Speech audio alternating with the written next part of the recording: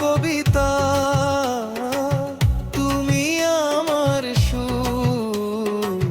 তোমায় নিয়ে যাব আমি স্বপ্নেরই সেই বহুদূর। দেখলাম প্রথমবার চোখে যে প্রেমের জোয়ার, এতদিনে শান্ত হলো চঞ্চল এই মন আমার,